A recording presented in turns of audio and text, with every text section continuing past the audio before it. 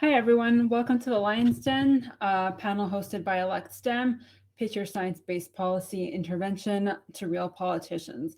My name is Monica Stoller, and if we run this like the Dragon's Den show, I will be your host today and take you through our little adventure here. Just a quick overview of the show, there will be an initial presentation about science communication in policymaking, sort of tips and tricks. Following that, we will have our contestant pitches to our lions. There are 3 contestants, and following that, we will have a live Q&A for the audience where you can either direct your questions to everyone, the panelists, the contestants, or Elect STEM. With that, just a quick overview of what science communication is. By definition, the practice of informing, educating, and raising awareness science-related topics and issues. One that we often hear is science outreach when we talk about science communication, and that's specifically directed between professional scientists and non-expert audiences.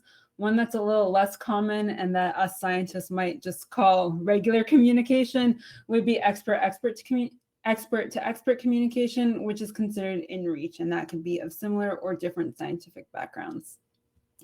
The goals of some science communication are to generate support for science research, education, and also in our case, help inform decision-making, and which includes political thinking as well.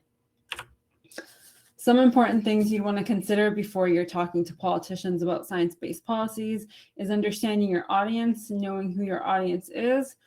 Who will you talk to directly? What is their background? Always ask yourself that. Do they have a scientific background? If they have a scientific background, you can tailor your story knowing that they have a scientific background.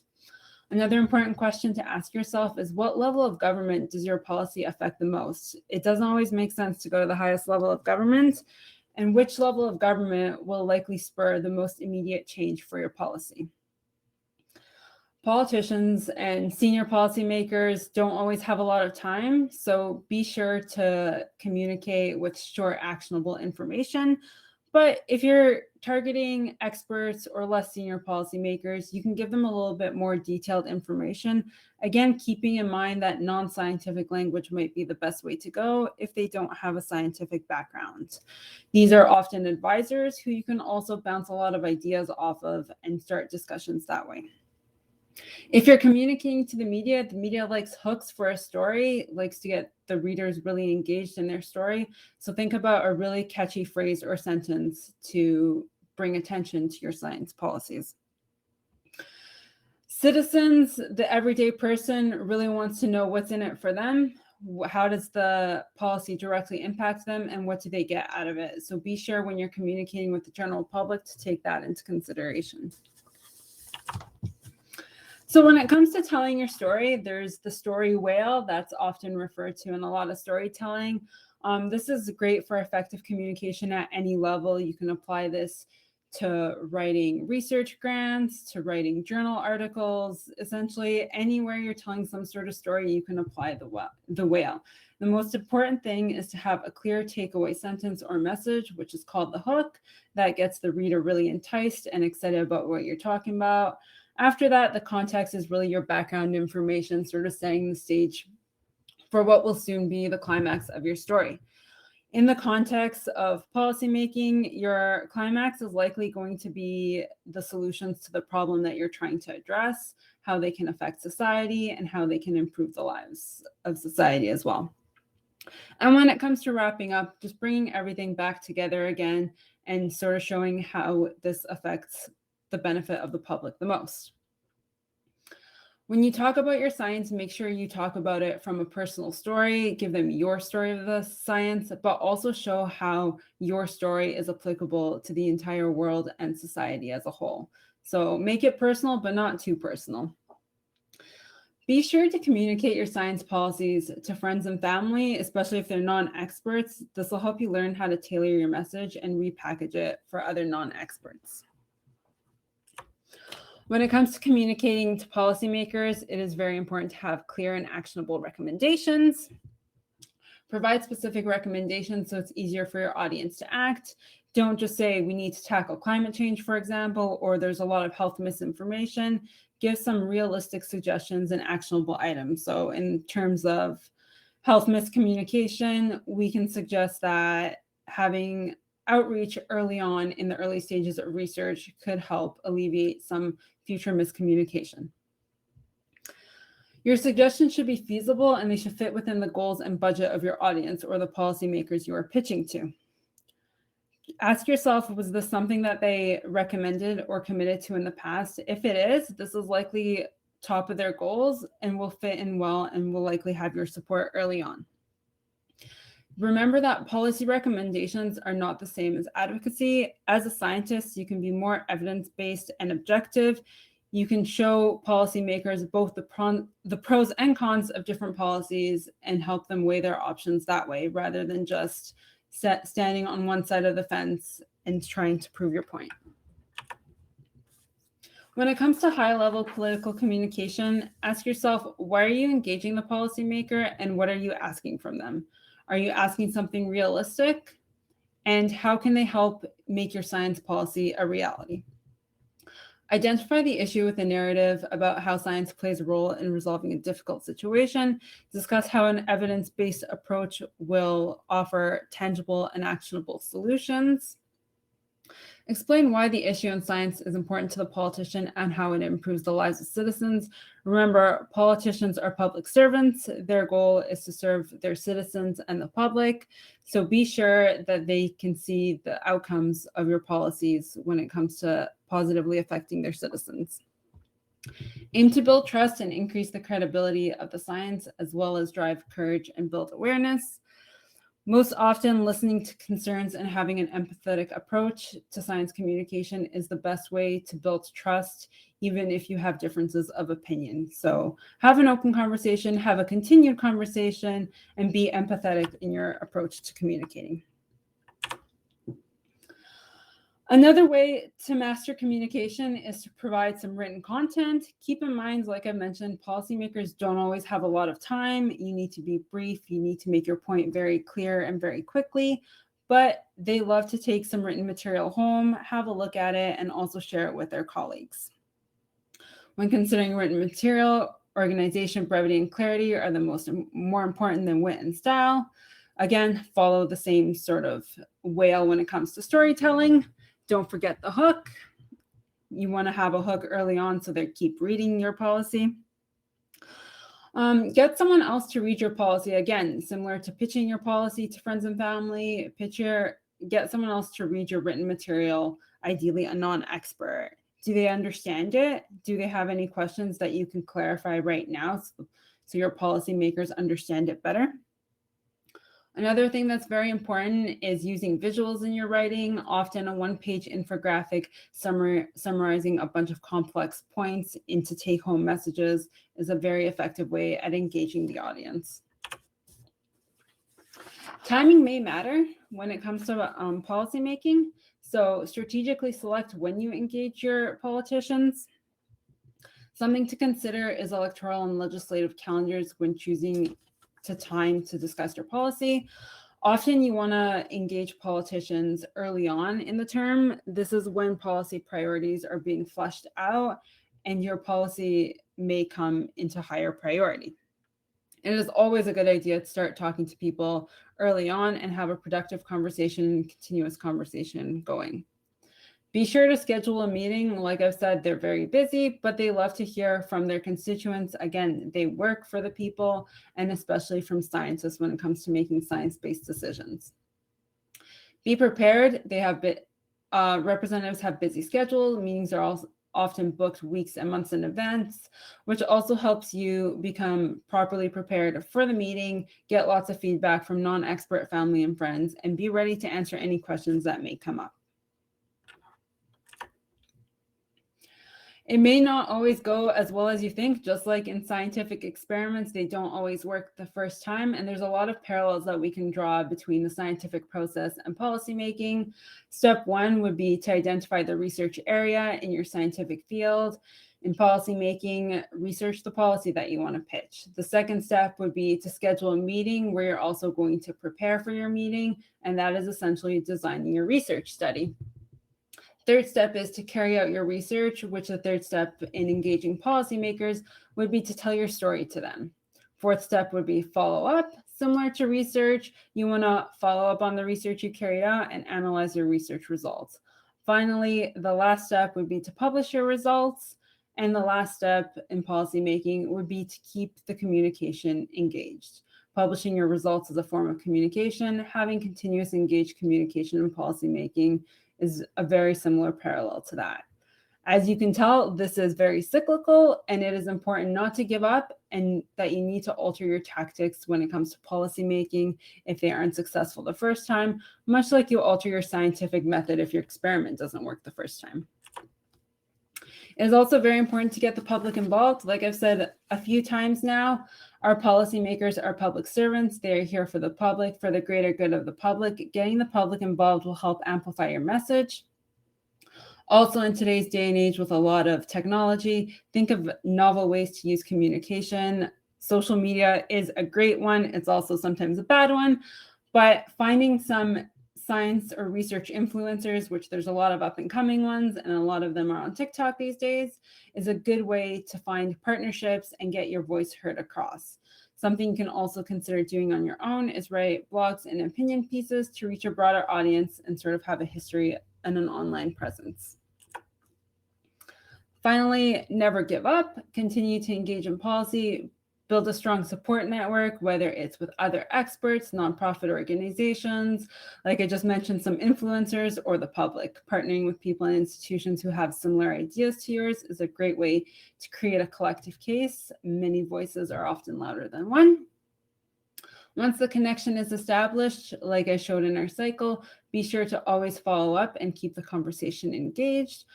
Policy proposals evolve as they go under review, debate, and public comment, and so does science and knowledge as well. Staying engaged in policy shows that you're committed to your beliefs and that you're willing to fight for them as well. And with that, we're going to enter the den, and I will introduce our lions into the den.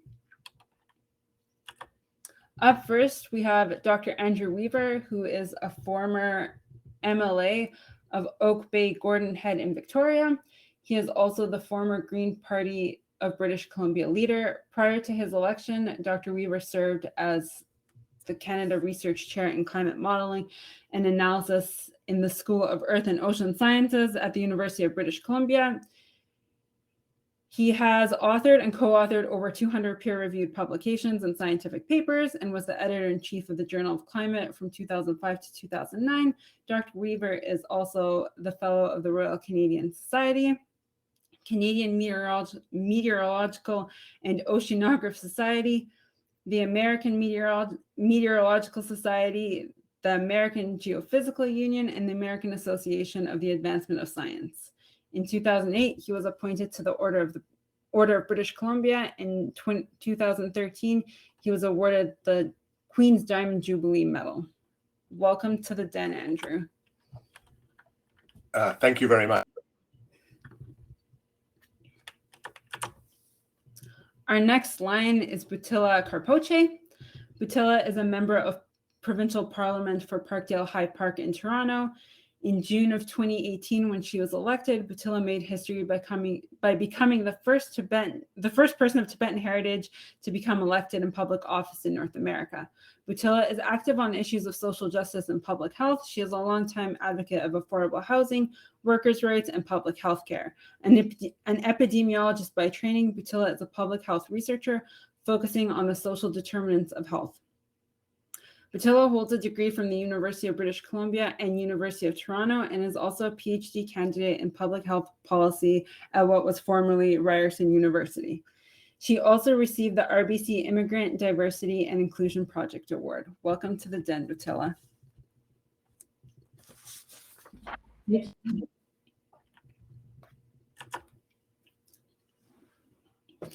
Preston Manning is the founder and only leader of the Reform Party of Canada, a Canadian federal political party that evolved into the Canadian Alliance, which in turn merged with the Progressive Conservative Party to give what we have as today's Conservative Party of Canada. Preston represented the federal constituency of Calgary Southwest in the Canadian House of Commons from 1993 to 2002.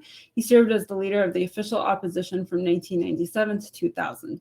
Upon his retirement from elected office, he founded the Manning Foundation for Democratic Education and the Manning Center for Building Democracy, both nonprofit organizations dedicated to strengthening Canadian democracy in accordance to conservative principles. Manning has received the Queen's Privy Council of Canada, the Order of Canada, and the Alberta Order of Excellence. Welcome to the Den, Preston. Thank you very much. Our final lion is Ted Hsu. Ted was elected member of parliament in Kingston and the Islands in 2011, one of the few scientists in parliament at the time. In 2014 to 2015, Ted revived and led the national campaign to restore the long-form census because of the vital information it asks our society and delivers back to our society. That restoration became the first act of the newly elected Liberal government in 2015. Two additional highlights in his term include the role as chair of the Ontario Liberal Caucus from 2012 to 2015, as well as the award for Maclean's Parliamentarian of the Year as MP who best represents his constituents for the work for the people of Kingston and the Islands. Although Ted has stepped down from the federal scene, he did not step away from politics and is currently serving his community. He continued on simply just closer to home. He has worked locally with startup companies, coached robotics teams, mentored budding politicians, volunteered on a city referendum campaign, and managed 2 election campaigns. Welcome to the Den, Ted.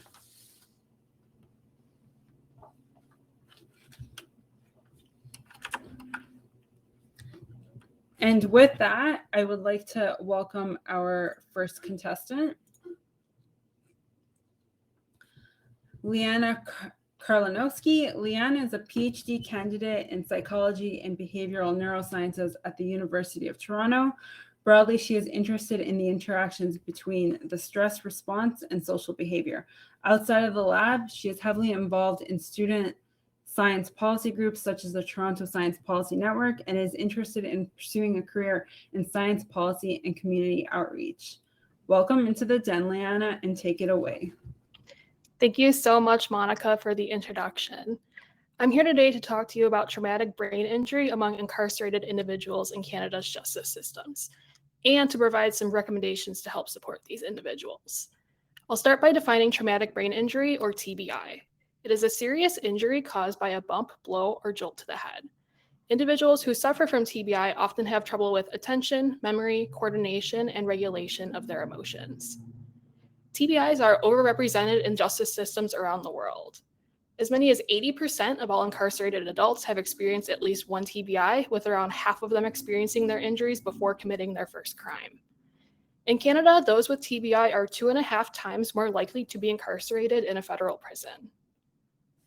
Individuals with TBI also tend to have a more difficult time in prison due to their symptoms. They often have difficulty in understanding directions from prison staff, experience rapid mood swings, and display aggressive behaviors towards staff and other inmates. To untrained prison staff who don't even know that the inmate has a TBI, these behaviors are often interpreted as defiance, leading to greater disciplinary action, hostility, and even a chance of reoffending once they are released from prison.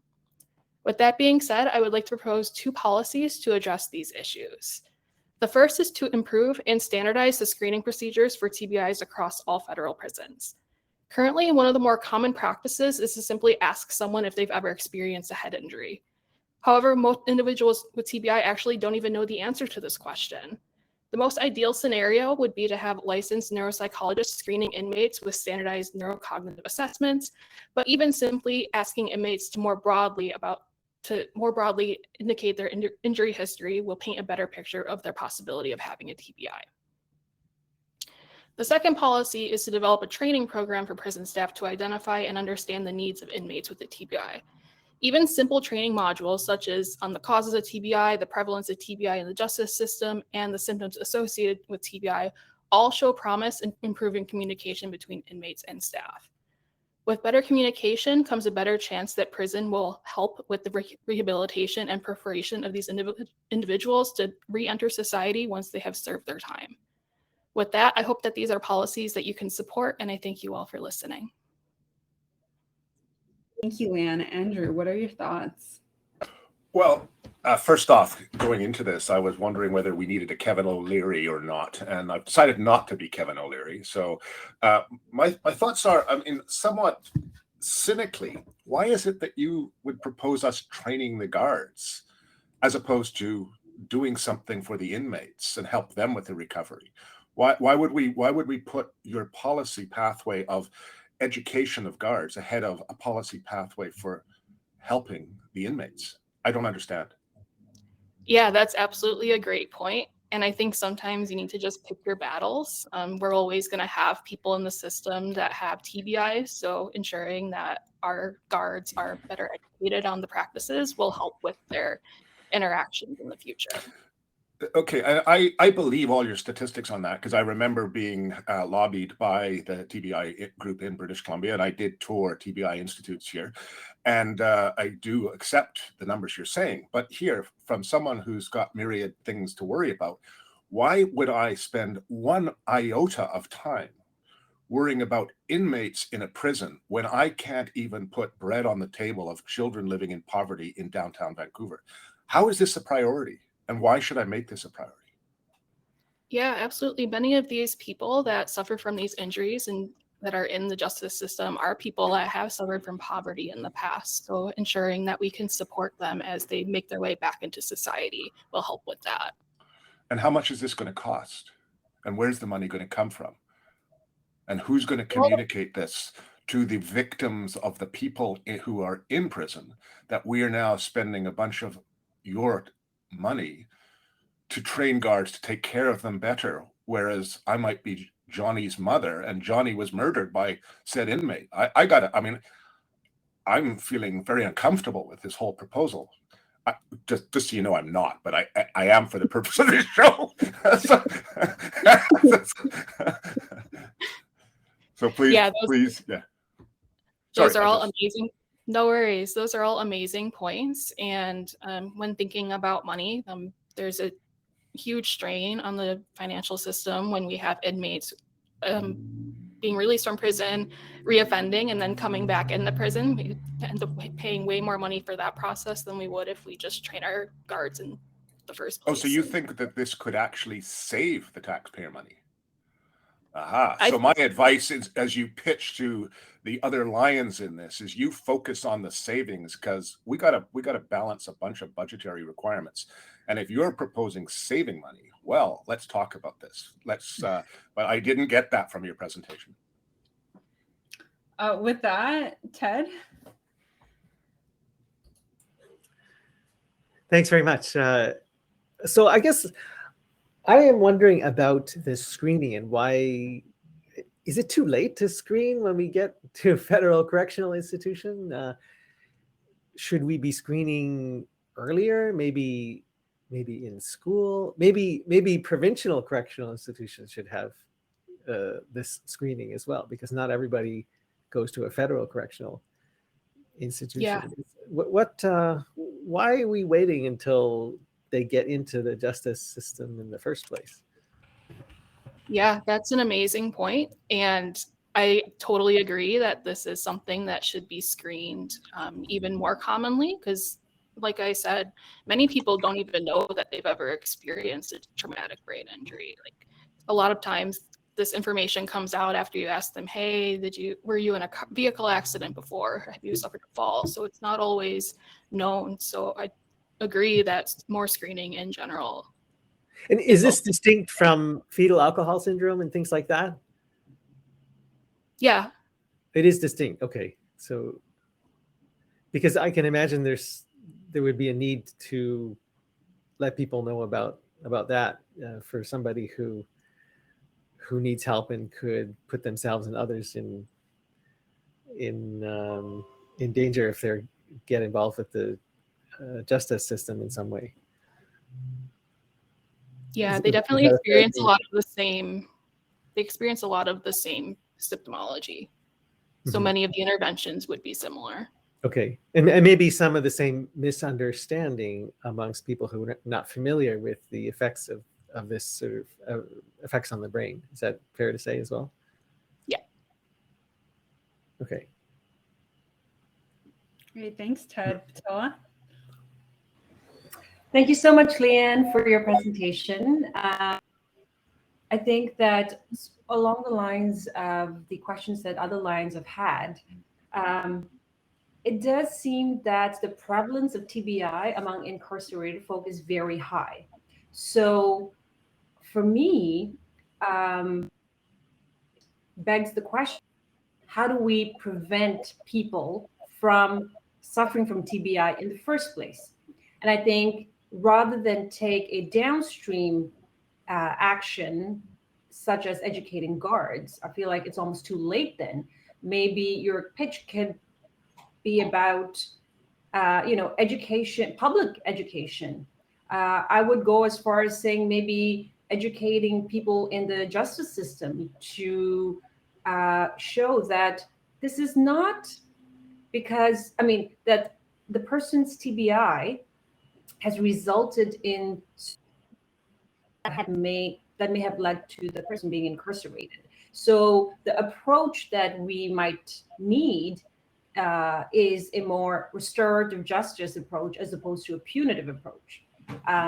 So I would recommend for you to think of your policy recommendations, be more upstream, and look at how we can prevent people from with TBI getting incarcerated in the first place. Does that help? Yeah, thank you so much. Thank you.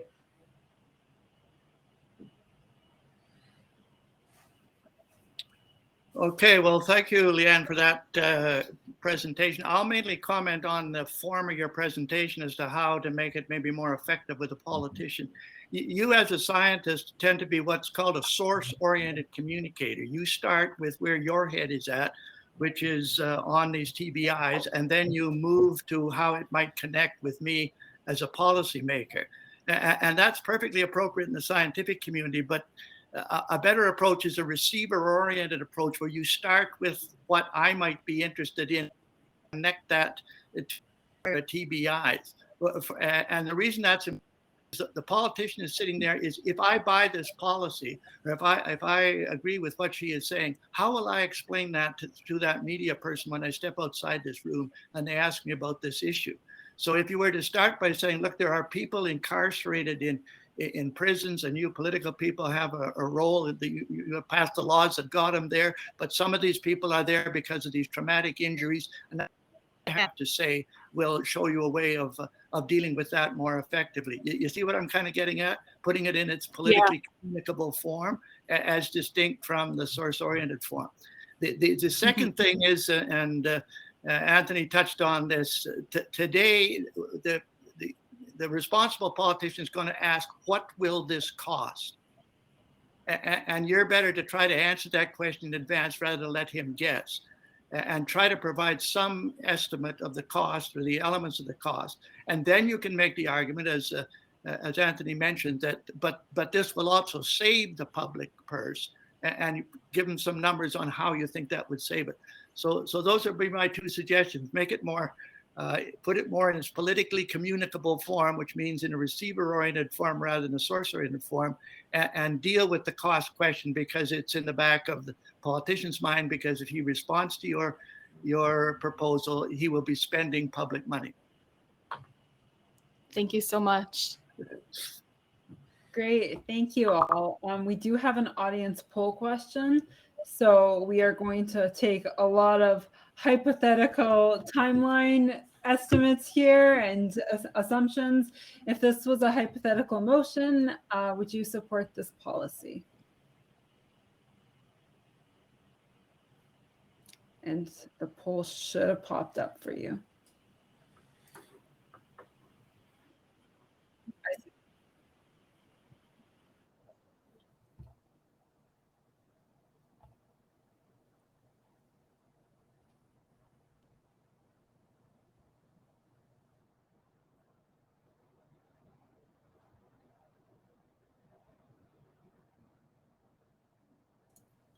So there's about a 50-50 split, and I think that might just come to sort of, you did pitch it to some friends here in the Lion's Den, and just tailoring the policy a little bit better to address all of the politician concerns that came up. Thank you very much, Leanna, for being the first brave contestant in the Lion's Den.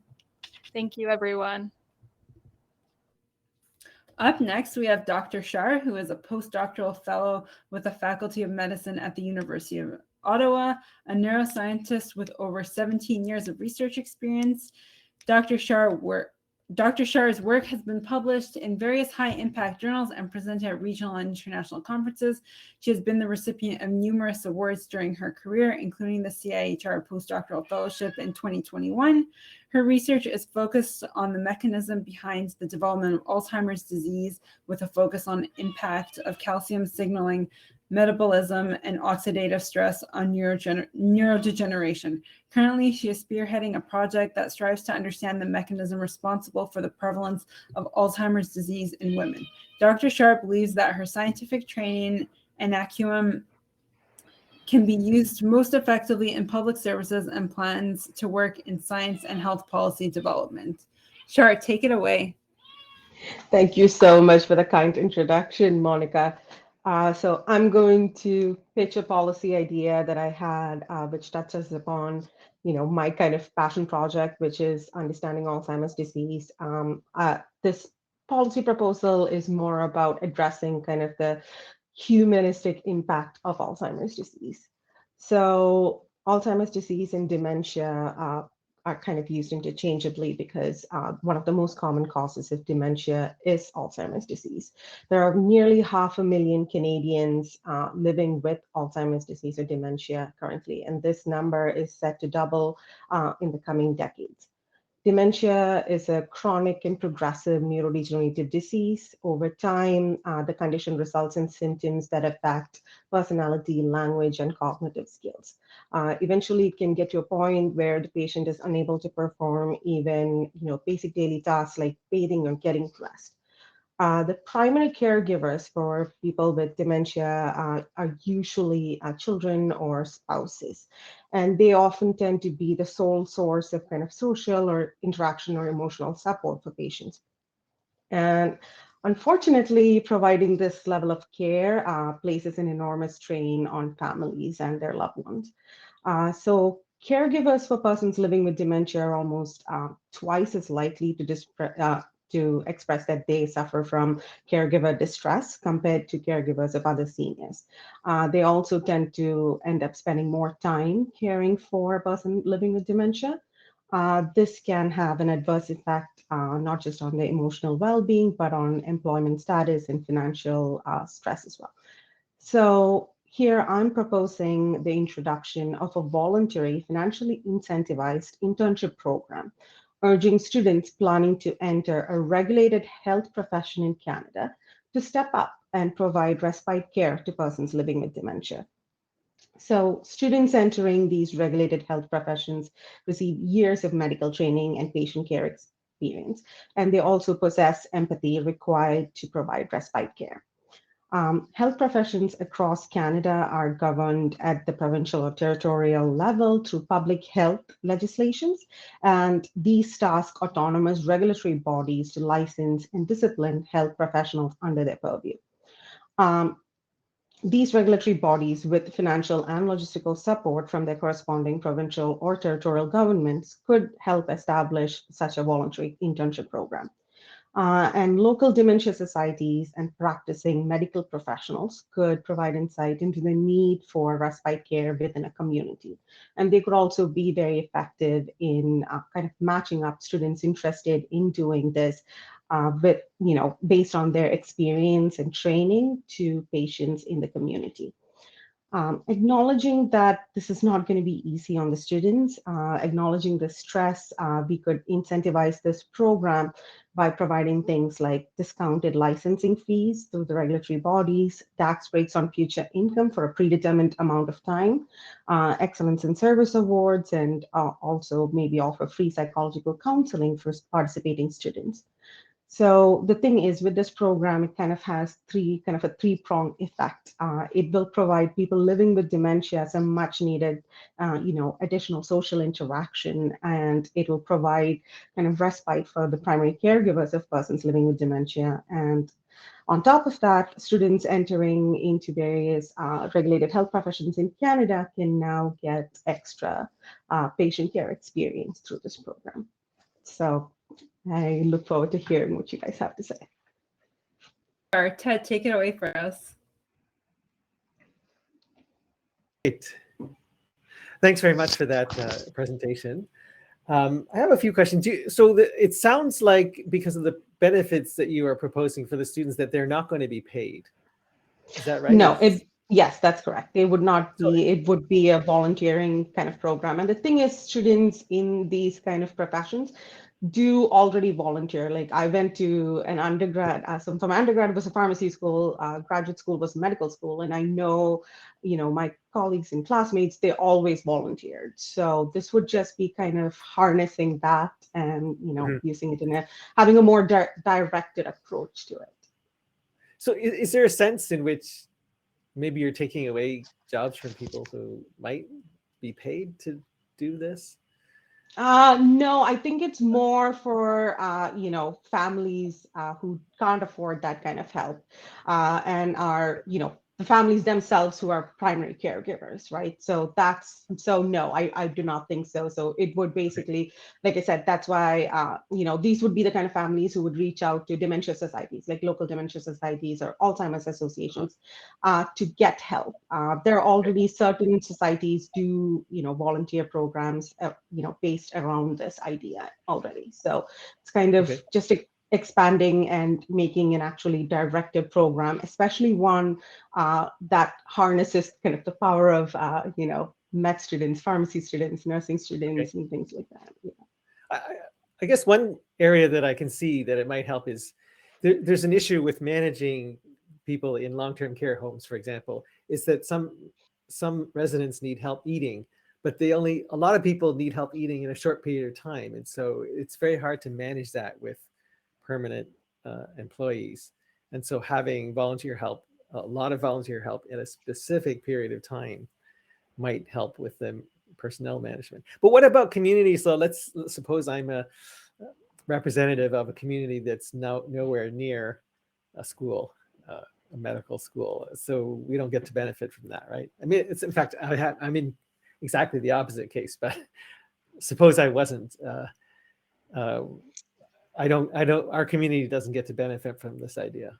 Is that fair? So I think it depends. Obviously if it's going to be, if you live in a very remote area, it might not be as accessible as if you live in an area. And again, this is not just targeted to medical students. So if you look at regulated health professions, it varies largely across the provinces. So some have like about 35 regulated health professions, and there's bound to be a college that trains students in something nearby. So I would think it would be possible, but again, I will acknowledge that not if you live in a very isolated area where students can't get to as easily, yes, you might not be. And we may have to pay for an administrator to do all the matching. Ted, in the interest of time, I will have to throw it over to Batilla. Thank you so much, Shar, for your presentation. I think I will just start off by saying I personally would not support a program with that is a volunteer unpaid internship stuff, because of the fact that, I mean, this is real work and people need to be paid to do the job. I think that if it's part of licensing, part of a student's education where they need hands-on experience, they need to learn how to work with people with these needs, yes, but I think that it should be paid. Now, since Ted asked the more of a questions along the placement line, I'm going to just flip it and ask from a parent or caregiver's perspective, because the respite care is something that I will need consistently, right? I mean, it might be a weekly thing, every other day, once a day for a couple hours. So I would like some consistency. And I won't give put my loved one in hands of somebody I can trust. Knows the person. It's time to develop these relationships and to get to know how to care for the person. So does a volunteer system then not create a lot of work for me? And does that also not mean that I perhaps cannot fully be reliant on that system?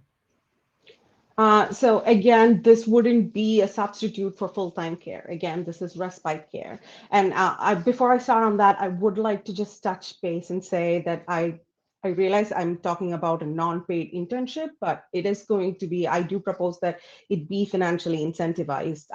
Discounted licensing fees is not a small thing, mostly because students coming out of, their training end up spending thousands of dollars on that. So if they get, that being discounted significantly, that would be a boon to them. Same goes for things like getting a tax break for a certain number of years, especially when you're starting out your career. That would be beneficial as well. So it wouldn't be completely unpaid. Yes, you're not going to get paid by the hour, but you will have some degree of support at the end of the day. And then when it comes to what you expressed, the concern you expressed about, it being more of a temporary solution, yes, it probably would be. What I recommend is that students who are planning to enter, start, going to med school or nursing school, like a year before that, they'll have the chance to enroll at that point. So this is, again, one of those things where students planning on these fields do tend to do a lot of volunteer work. So rather than kind of picking something randomly, if they enroll in this program, they can be matched with someone and they can care for this person through their, school years, basically, up until graduation. So it's not, and again, most people who go into a regulated health profession tend to be fairly responsible, upstanding members of society. So that also will allow for a certain degree of background check kind of thing. So yeah, I hope that answers the question. Great. Thank you. For the interest of time, we do have to jump over to Preston. Okay, well, I like your volunteer aspect because you're going to incentivize people by some way other than paying for them, actually benefiting their preparation for their career. But just a couple of points. Again, I think your presentation would be benefited if you had more on the cost benefit aspect. Here's what it's going to cost, but here's what the benefits are going to be, particularly with people that are worried about the public budget. But the one question I would have to you is, like, when you're talking to elected people, you're talking to lawmakers, people who make statute law. They're the only ones that can make it. And so in order to implement your proposal, would there have to be changes like to the Canada Health Act or the Provincial Health Act or to a regulatory statute? Is there any legislative action that I as a lawmaker would have to make if I bought your policy? So again, most of the regulated health professions are controlled under Health Professions Act or Health Acts. And so what will basically have to happen is this would be something that doesn't necessarily need a legislative change, other than maybe if the government wants to provide a tax break, maybe that will have to get put into law as well. But other than that, basically the regulatory bodies for regulated health professions, so they're usually called colleges.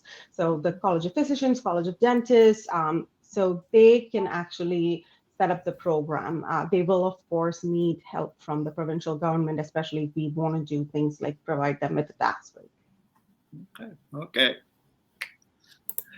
Thanks, Andrew. Thanks. Now, the Kevin O'Leary role has been played already by Butila, so I will be Arlene Dickinson here, a little bit kinder and gentler. I'm actually quite excited about this, and I'll tell you why.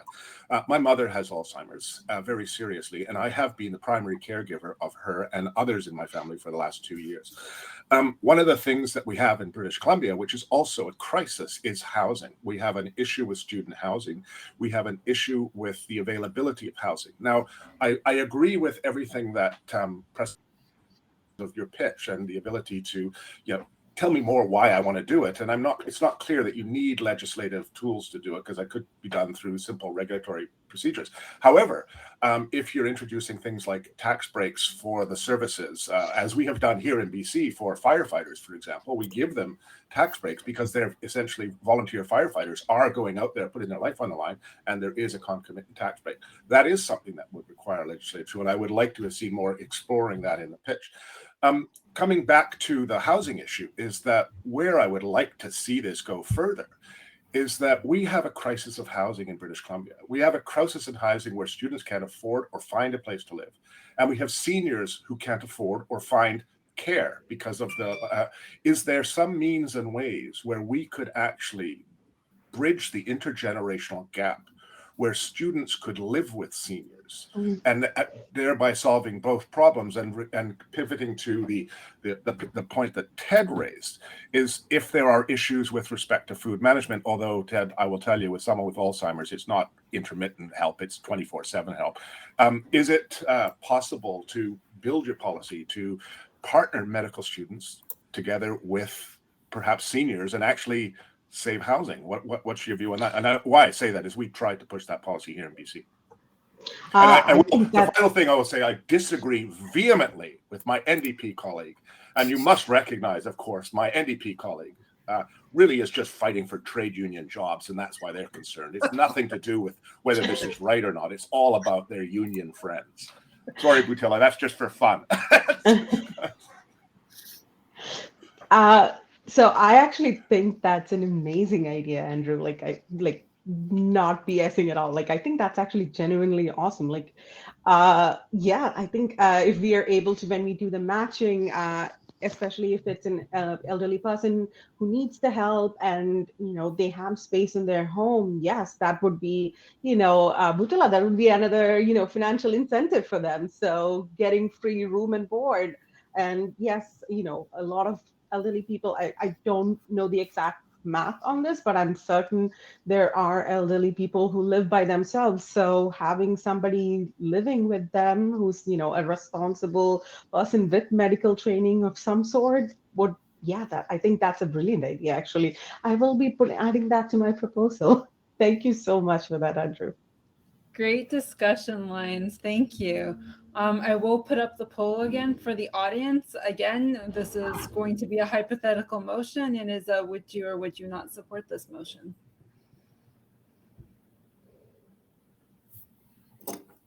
Sorry. Could you repeat? The poll?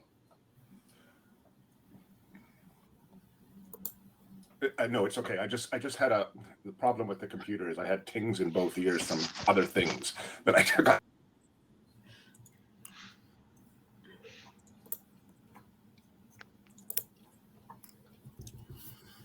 Shar, it looks like you have fantastic support from the audience. You have 80+% yay. Thank you, guys. I'm really excited about this proposal, actually. All right, and with that, I'm going to welcome our last contestant into the den, Dr. Benjamin Scott, who founded SynBio Canada in 2017 to strengthen the national research community, advocate for trainee needs, and highlight their accomplishments. SynBio Canada is now led by 15 students and postdocs across Canada with a network of trainees, professors, and companies around the world. Dr. Scott is also the Business Development and Partnerships Engagement Advisor at the Concordia University Genome Foundry. His role is to help academics and companies assess the Foundry's services for high throughput synthetic biology and to onboard their projects. Prior to joining Concordia, he completed his PhD at the University of Toronto and a postdoc at the National Institute of Standards and Technology, working at their microbial biofoundry.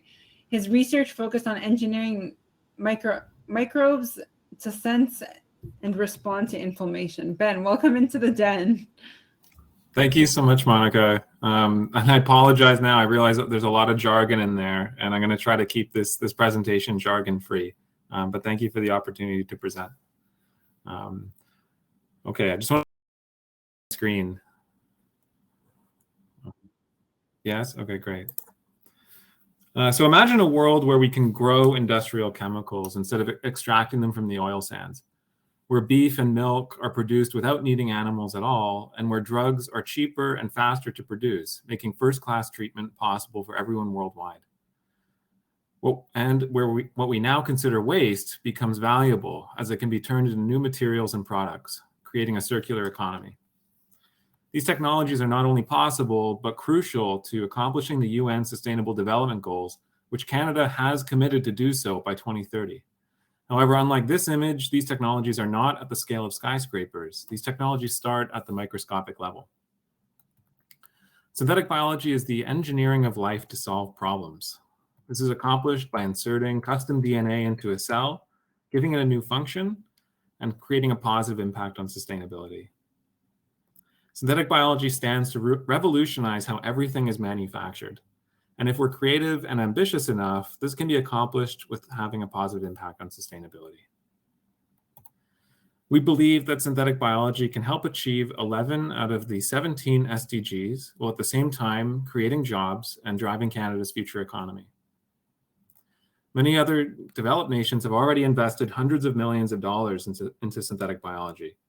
Canada has not, leading to a high risk that we may be left behind. Private investment surpasses public investment, with $7.8 billion invested in 2020 alone, up from $300 million just 10 years ago. And it's estimated that 60% of all physical inputs into the economy will be bio-based in 20 years. What we're proposing is that the Canadian federal government invest $100 million each year into synthetic biology to meet commitments to sustainable development and strengthen the economy. And we have a three-pronged approach on how to use this investment. First is to strengthen the ecosystem by investing in intellectual and physical infrastructure. This includes academic grants to spur innovation, fellowships for students to build and retain talent, non-dilutive startup funding, as well as creating more lab space.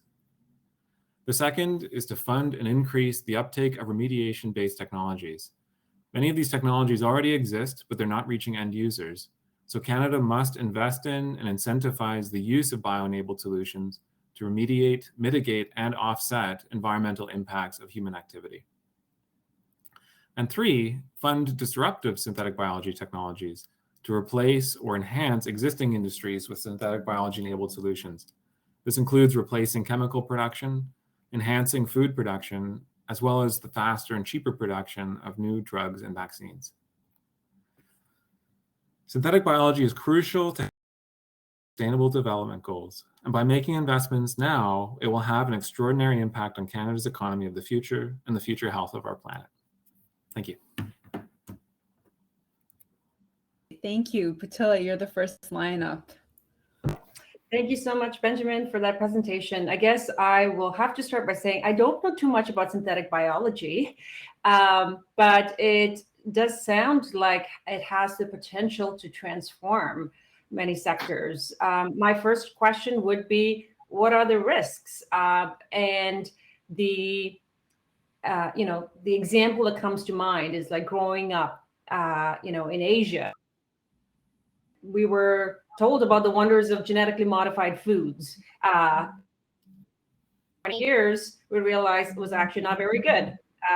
So if you're able to sort of project and maybe share with us now, what are some of the risks with this kind of technology, particularly when we talk about, disrupting food systems, for example? I think the biggest risks are economic ones, where large corporations that can invest and create these technologies end up owning them.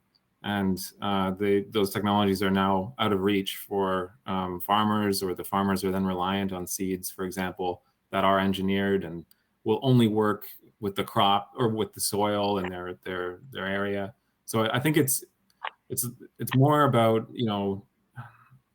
ensuring that we don't develop a technocracy and ensuring that we don't develop corporations that control our food.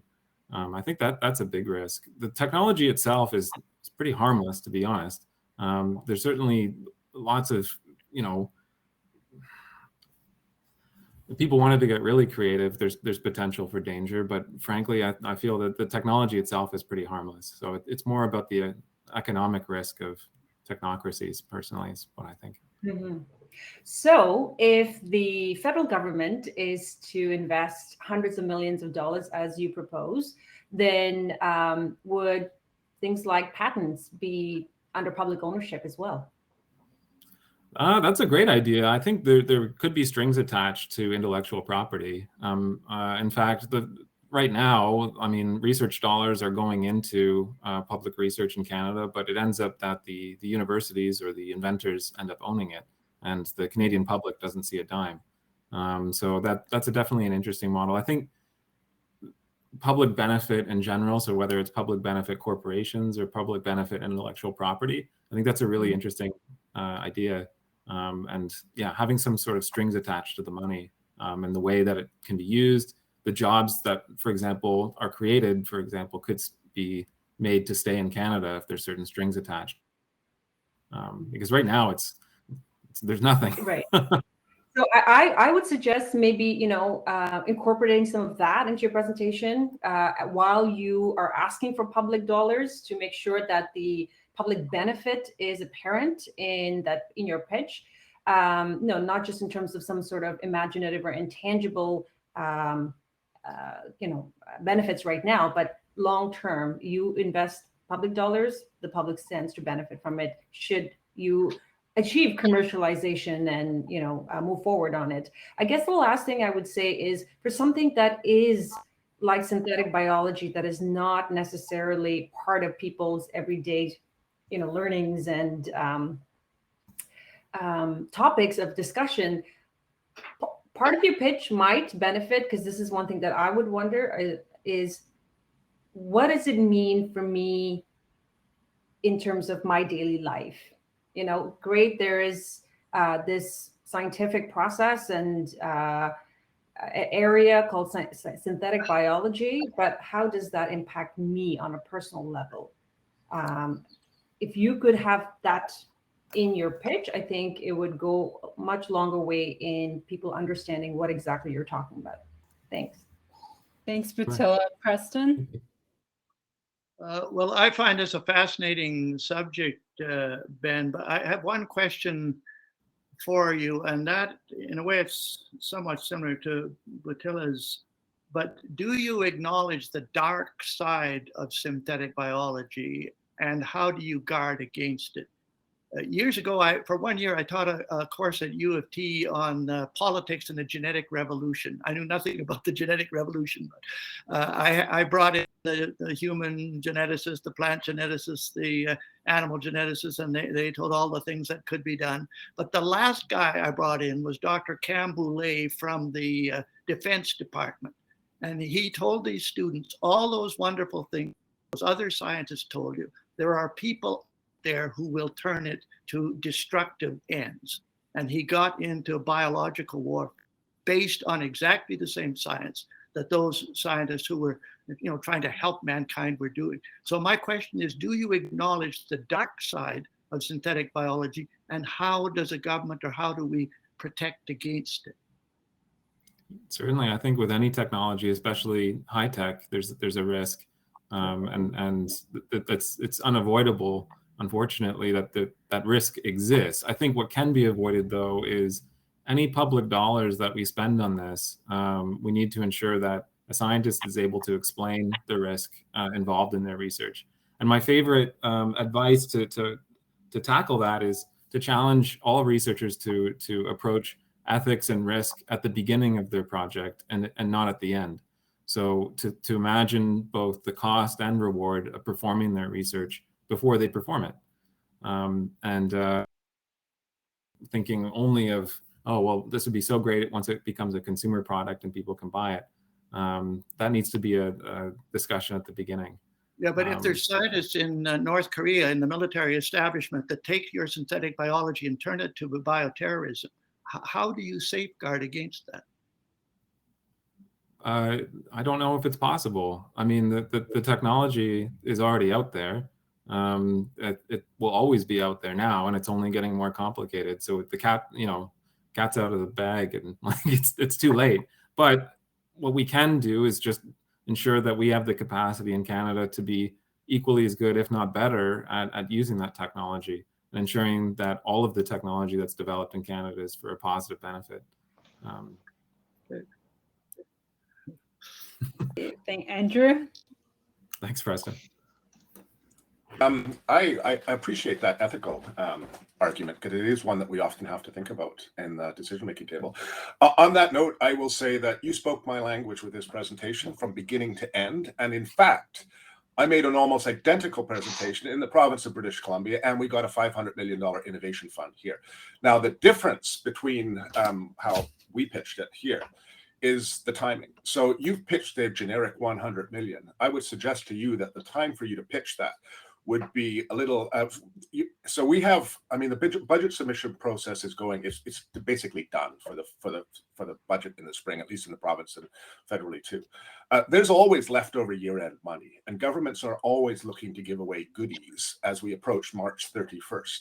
And one of those goodies are one-time fund injections, whether it be Geoscience BC we have here, the federal government has done that with various things. Tailoring the pitch to a one-time year-end funding amount is something that I think people often listen to. And here in BC, what we did is we recognized that the potential for the new economy is one grounded in creativity and innovation, and precisely your pitch. And that as leaders in innovation, we should create an environment that allows it to flourish without government getting in its way all the time. So that was the creation of the InBC $500 million fund, which is focused specifically on climate solutions here in BC. Now, you've proposed biological solutions in terms of synthetic biology. Very cool. As a decision maker, one would have to know, I'm not being Kevin O'Leary here just because I'm hoping Ted will be at next behind me. My question would be, how are you going to convince that what you're doing actually has a future?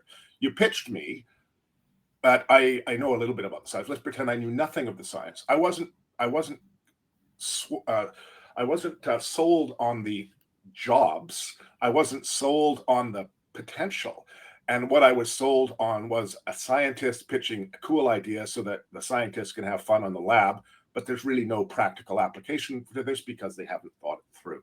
So how would you cater your pitch to make it more in my language, which is, we're going to get jobs, we're going to get tax revenue, we're going to show leadership, not only as a province, but as a nation, and that will benefit society moving forward. And to access the money, let's pitch it in the year end. That would be my kind of feedback on this. And I say that because this is you're pitching the $100 million innovation fund is exactly what we did. And the beauty of holding a balance of power in a minority government is they had to say yes. So anyway, we'll leave it at that. Thanks. I didn't ask you a question. I just did a diatribe there, but this is sort of, I spent the last number of years exactly on this area. So thank you. Again, for the interest of time, Ted, take it away. Okay. Yeah. We try to be a little different version of Kevin O'Leary. So I guess I'm very concerned about it from a policy point of view, because Canada has been recognized to have this problem that we do really well in basic research. And where we don't do so well is in scaling, commercializing, and then scaling up to make an impact in society or in the economy. And you mentioned at the beginning of your talk that a lot of other countries are putting money into this field. So we are automatically competing. And it just strikes me that if you're vacillating about what the IT policy is going to be, you're going to have a hard time getting universities and researchers to want to participate. And then related to that is when it does come time to commercialize anything and the IT ownership is not clear, again, you're going to have trouble getting funding, and you're going to lose out to worse ideas just because the worse ideas have better funding because the ownership is clearer. We always are at a slight disadvantage in Canada with getting financing for developing ideas and commercializing them. And the other question I would have is who across the country benefits? Where are the jobs and the secondary jobs going to be if it's If it's Triumph, we know it's out west in the Vancouver area. If it's the Perimeter Institute, it's Kitchener-Waterloo. And I'm mentioning these things because those two things are, plus a couple of others, are line items in the federal government's budget. And so we have a really good idea where the money is going, and the politics has been worked out in the background. And it wasn't clear in your presentation where the money would go, or maybe it'll just be spread evenly across the country, which is also good because you could get support from different parts of the country for this. But I think what really worries me is the things like the IT ownership and whether there will be Canadian industry receptors for the research that's done, because that has been a long-standing problem in connecting our great research with economic growth and productivity and benefits to society. Thanks, Ted. Those are questions I've thought a lot about myself, so I'll try to answer them as best I can. With the IP ownership and commercializing research, my favorite example is the SBIR program in the States, where essentially public research dollars are going into seed funding to commercialize research ideas. Canada doesn't do a very good job at that. I'd say we're very good at generating the ideas and generating the research, and even generating IP. We're pretty good at it, but commercializing it, we're not so good. It needs to take a stronger interest in providing that seed funding, taking a risk on some of that IP. And they're not, huge investments. They're in the tens to hundreds of thousands of dollars. But I think that's one approach that Canada can adopt. The other, and I think it's come up a few times. Where are the jobs? What actually impacts people besides all the cool science that's the potential? Well, right now, synthetic biology is already at A&W. You can buy an Impossible Burger or Beyond Meat, and it's red and tastes like meat because of synthetic biology. Batilla's shaking her head. Maybe it's not. Maybe it doesn't taste so great, but it is at least meat-like because it's using synthetic biology. I personally would never give up steak, and there's always going to be a market for beef, but the demand for these sort of things is constantly increasing, and I think we need to approach this differently. And new technology is required for that. Better example maybe would be cannabinoids. So there's companies in Canada that are now producing them without having to grow marijuana. They produce it using yeast, just like you would brew beer, but it's a chemical compound that's produced. So they can grow it without needing greenhouses. They can grow it without needing cropland, and they grow it in big vats and just feed the yeast sugar, and it spits out cannabinoids, which are used for medicinal purposes and so on. So there's the jobs exist in some industries that it would replace, but I think there's with the example of Beyond Meat, it would provide things that we can't get anywhere else. This is food that is produced in completely new ways. So to me, the jobs are obvious and may not impact people directly in something they're aware of, but when they go to a supermarket and they see all of this healthy, nutritious food, some of it could be helped with synthetic biology. Ben, and like with our other pitches, we will put out the hypothetical motion to the audience to vote on.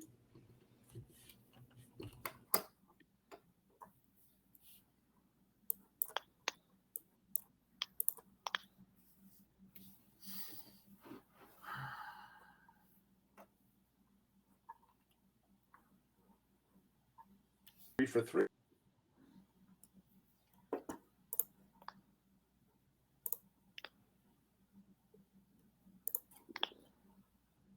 Great, it does. It looks like all three of our policies would have had support from our audience. Great, thank you, Ben. Thank you to all of our pitchers and our dragons.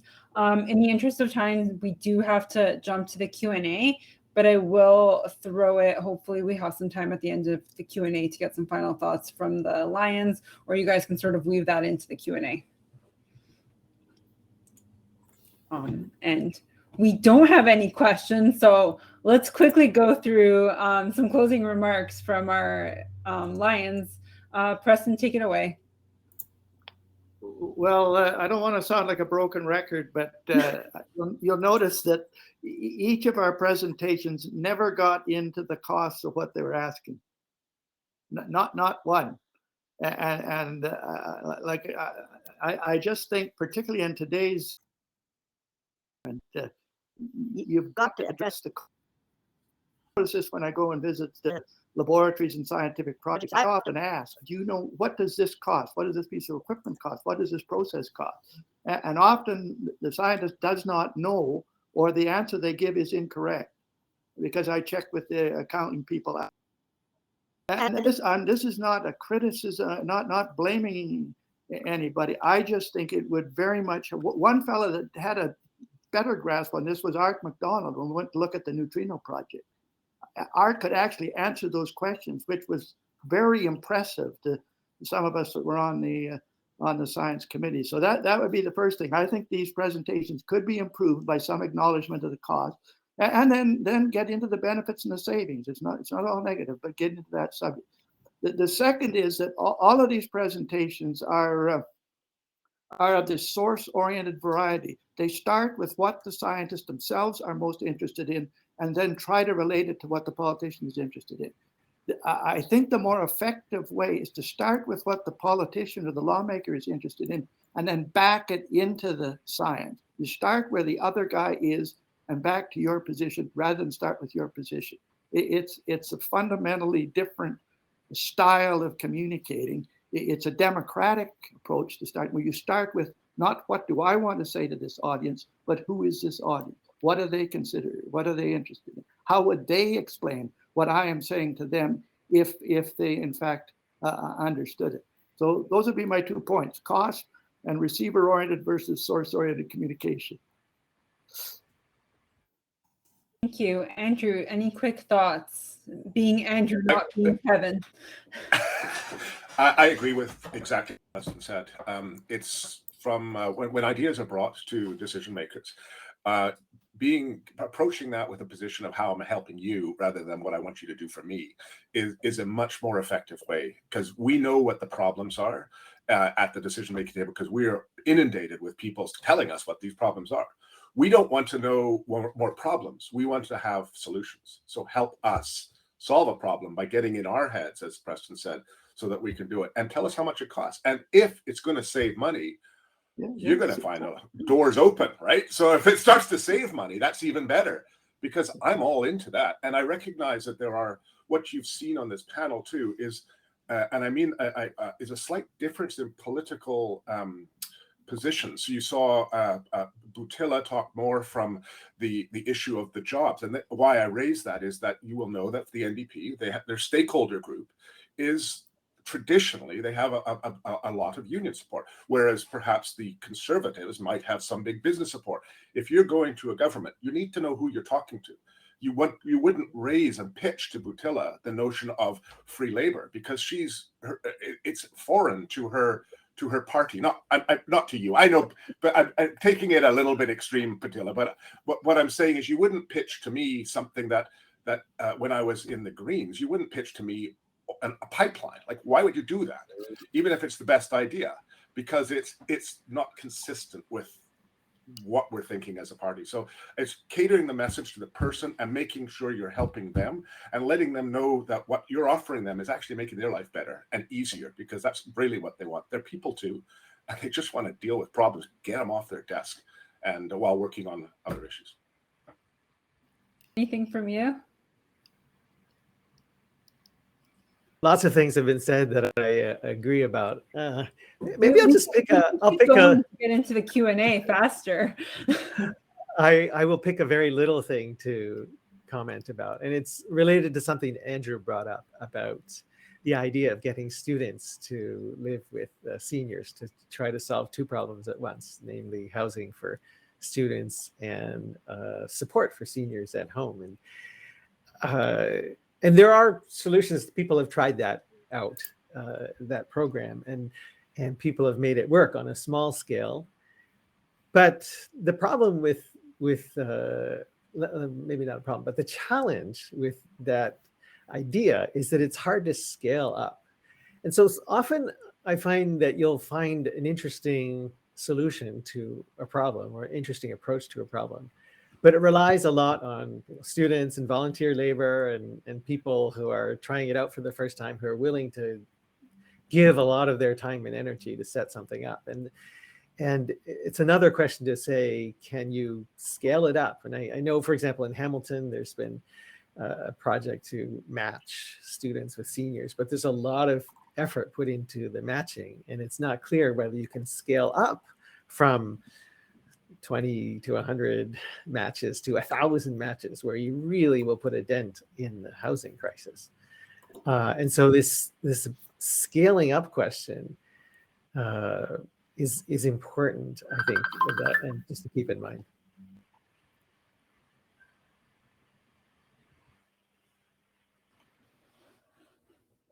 Thank you. I'll just say very quickly first, it's not about protecting certain stakeholders, as Andrew suggested. I know in a fun, but it is at the end of the day about people and people's lives. And, labor, cheap labor, free labor is not good for the economy. It's not good for the health of communities. It's not good for the individual. It does not help anybody as a society. So if people are spending their time providing labor, they should be paid. It's an ethical position. However, I do want to, since I am the last line to give my closing remark, I do want to say, I've had now, this is my first term, so 3 years of many, many pitches, sometimes much longer than yours, and they have not been as good as yours. So you have also done a lot of work, and obviously you will take the feedback from all of us here to improve, to refine, to really hit on all of the key points that would perfect your pitch. But please know that you did well still. As a policy maker, it was quite engaging. So thank you for that. Thank you for that, Vittila. That's great. We do have some questions in the Q&A, and this one is open to any of the Lions, whoever has a story. Can you tell us about a time when a pitch by a scientist or not blew you away? What were the strengths of those pitches? One, I mentioned the neutrino project in Sudbury with Dr. Art MacDonald, who won the Nobel Prize for that work. I used to want to go and see the actual projects, not just get the written descriptions of them. So I went out to that, which is in a mine. I think it's 1.5 miles down where they have those that project. And when we got to the bottom and wandered through this tunnel to get to the actual project, now Art claims he never did this, but I think he turned off the light and made it clear that our probability of getting back to the surface depended on whether we supported the neutrino project. Now, that was a very effective way of getting support for a scientific project.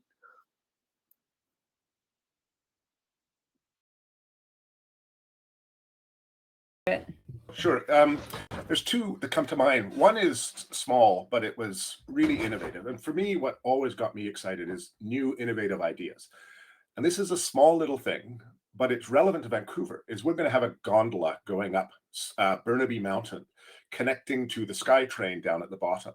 It was an amazing pitch by the president of SFU with his staff about the importance of trying to reduce transportation issues in Vancouver and pitching a gondola up Burnaby Mountain. Just innovative, great idea, and it's going forward. So that's something that worked on. Another one, which is even better, is there's a pitch coming with the city of Squamish, and I think it might be moved to Burrard Thermal, is a clean energy center here on the coast of BC, utilizing the innovative capacity that we have in our province, but recognizing that we have brownfield site that's on tidewater and we have power lines going through those sites with basically boundless renewable energy. The pitch from UBC engineers, as well as others in the clean tech sector, is to create a focal hub for innovation in the clean energy sector here in BC. It looks like that's ongoing too. We've got carbon engineering, we've got General Fusion and others coming together into a new facility and partnering with the universities to build forward on the innovative new technologies that reduce carbon emissions, at least in British Columbia. That's a real focus now in BC. So those are both really exciting, and it looks like they're going forward. Those both sound great. Preston, I like that they really made that pitch personal. Your life depended on that pitch. Andrew, we have another question for you, and it comes back to your approach to Liana's policy proposal. How do you deal with a politician who might respond in a way that could be characterized as combative? Okay, as you know, I did that on purpose first up because I thought we were trying to do O'Leary. So, Liana, it was actually really good. I don't know. So this is more of a Lions Den thing. I haven't met a lot of combative type politicians like that in my own one-on-ones. The only time I have been combative in a lobby was when LNG Canada came to me and tried to lobby me in support of the what I would argue is generational sellout on tax credits that we've given them. And I was just intolerant. And I basically responded and said, how do you sleep at night? Apart from that, every other interaction I've had with the lobbyists is one where you listen and you don't judge, and you would not normally get aggressive questions like that. But on Dragon's Den, this was all very tame, right? Lions, have you experienced any combative politicians or witnessed it in your careers? I think it's important to notice that, to acknowledge that politics, unfortunately, particularly today in this age of polarization, is highly combative. And while it might not be combative with the scientist who's making the pitch to the politician, understand that if that politician goes out and champions your idea, he or she will run into very vigorous combative opposition in some cases. So in making your presentation, if you can anticipate, look, if you step outside this room, somebody's going to attack this idea. If you can anticipate that and say, here's how you can defend against it, that attack, or here's how you can present it in a way to beat down that attack, that would better arm the politician to argue for your proposition when you go out into the political arena. If I could add to what Preston has said and also address the first question, I can't think of any policy pitch that I've ever heard where I've immediately said that's great. I've always, I guess, and this is a good instinct to have, which is to always say, are there any other aspects of this issue that I haven't heard about? Are there any other points of view? Is there opposition that I haven't realized?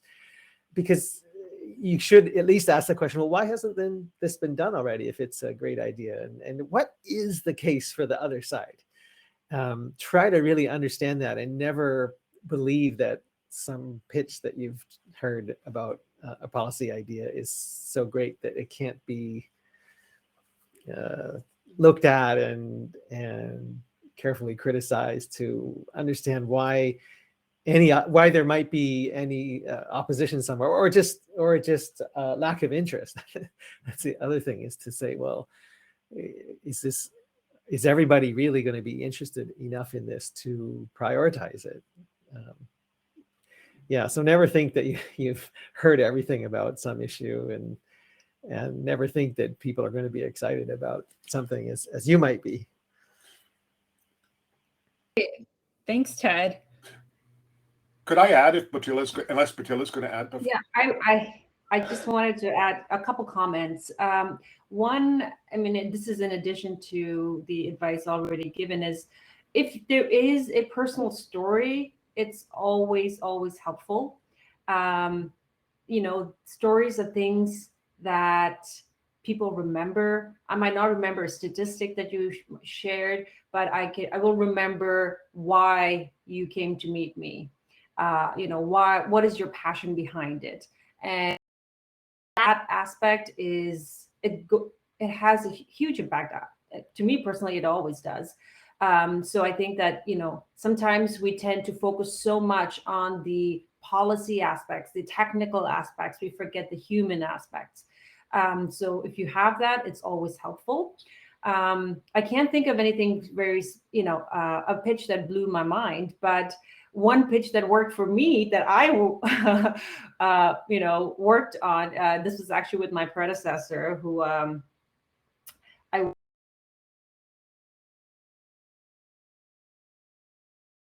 issue of inclusionary zoning. It was one tool which we proposed to address the affordable housing crisis. It was a very small, not a huge impact policy change in terms of, actual language to change within housing law. But it was a win-win because it would create more affordable units without costing the provincial government a single taxpayer dollar, right? Because it would basically, the pitch was to require new developments, so the developer to set aside a certain percentage of housing for affordable housing. And that, since Preston was pressing so hard on the cost aspect, it was literally, there is no cost. There's only to gain, to benefit, right? So that worked really well. And even though it was an opposition proposal, it had huge backing from municipalities because they wanted that power to be able to enforce that, and is now law. I like that you brought up the cost aspect, because I do have one final question. We only have about 3 minutes left, and it is related to the cost. When you're putting together a policy proposal, how do you estimate the cost of something novel? So all of you brought up cost at one point with all the pitches. Do you have some pointers of how future pitchers could potentially estimate the cost of their policies? I have found, sorry, can I go ahead? Yeah, go ahead. Yeah, I have found that if it is in your research, if it is something that other jurisdictions have done, right, there is usually documentation on how that policy change had an impact on the finances, on the budgets. That's a real example that you can use.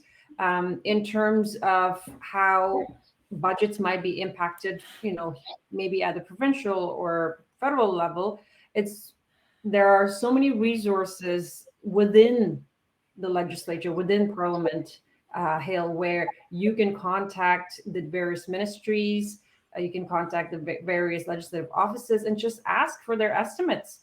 Their estimate documents around. There's so much there's probably too much documentation to look through, but that information exists, and it's about knowing where to go and what to ask.